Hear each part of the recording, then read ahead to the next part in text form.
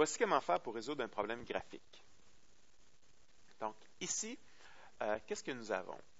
Nous avons une illustration qui montre un miroir, un objet et une image. Donc, l'objet est placé ici et le miroir est placé ici. Pour l'objet, nous avons ces informations. Nous savons que la hauteur de l'objet est de 2,5 cm, tandis que le DO est de 9 cm. Donc, l'objet est placé finalement à 9 cm du miroir. Pour l'image, nous avons HI. Nous savons que l'image a 1,5 cm, mais on ne sait pas si c'est positif ou négatif. Nous avons aussi le DI qui est de 5,5 cm, mais on ne sait pas si cette valeur est positive ou négative. Donc, c'est le fait que ce soit positif ou négatif, on va le déduire en regardant l'image. Donc, comme je disais, l'image, elle est formée ici. On se rend compte que l'image se forme sur un écran. Si l'image se forme sur un écran, ça va impliquer que l'image, elle est réelle. Si l'image, elle est réelle, ça va impliquer que le DI va être positif, donc va être plus grand que 0, parce qu'on sait que les images réelles se forment en avant du miroir et que devant le miroir, nos valeurs sont positives. Donc ça nous permet de comprendre que le DI est de plus 0,5 cm et non moins 5,5 cm. Pour ce qui est du HI, on va regarder l'image. Là, on va se rendre compte qu'elle est renversée. Si l'image est renversée, ça va nous dire que le HI va être négatif, donc plus petit que 0. Donc là, on va pouvoir déduire que le HI va être de moins 5,5 cm et non de plus 5,5 cm. Maintenant, on va essayer de déterminer la longueur focale à partir du schéma. Donc, là, ce qu'on va faire sur le schéma, nous allons illustrer un axe principal et nous allons placer un miroir. Donc, le miroir, je l'ai placé. Je n'indiquerai pas tout de suite si le miroir est concave ou convexe, puisque je ne le sais pas encore. Donc, on va attendre la fin du problème pour le déterminer s'il est concave ou convexe, ce miroir-là. Donc là, je vais aller placer mon objet. Je vais aller me choisir une échelle. Je vais choisir une échelle de 1 cm horizontalement. Puis, je vais prendre la même échelle aussi verticalement ici. Okay?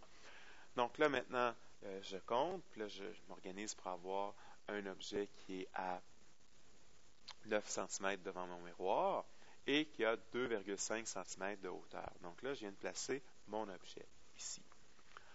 Ensuite, je vais faire la même chose avec mon image, donc à 5,5 cm devant le miroir et une hauteur de moins 1,5.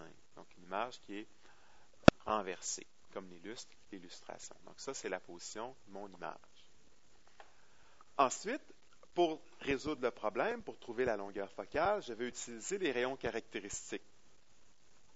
Donc, les rayons caractéristiques, je peux en tracer un premier, un rayon qui frappe le sommet et réfléchit de l'autre côté avec le même angle, l'autre côté de l'axe principal avec le même angle. Mais, ça ne me permet pas de répondre à ma question, qui est de déterminer la longueur focale. Donc, c'est peut-être pas le meilleur rayon caractéristique que j'ai tracé. On va en essayer un autre. Si j'essaie un rayon qui est parallèle à l'axe principal, qu'est-ce qui va se passer? Il va passer par le foyer. Mais là, je ne sais pas encore où est-ce qu'il est le foyer, mais je sais aussi qu'il va passer par l'image. Donc, il va passer par l'image.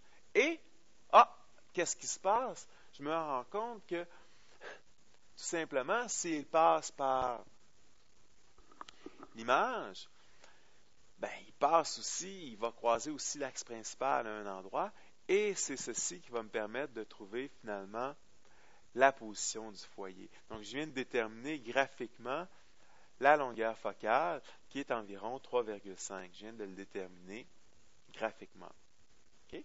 Quelqu'un aurait pu aussi y aller d'une autre façon, aurait pu aussi dire, moi, je sais qu'il y a un rayon qui a été réfléchi parallèlement à l'axe principal qui est passé par l'image, et que ce rayon-là, finalement, il provenait de l'objet. Donc, les rayons qui proviennent de l'objet vont croiser à l'image. Et finalement, on aurait trouvé la même longueur focale. Okay? Donc, on aurait trouvé la même valeur. Là, on a trouvé, oui, la longueur focale, donc qui est 3,5 cm environ. On se rend compte aussi que le foyer est en avant du miroir. Donc là, on peut en déduire que le miroir va être finalement un miroir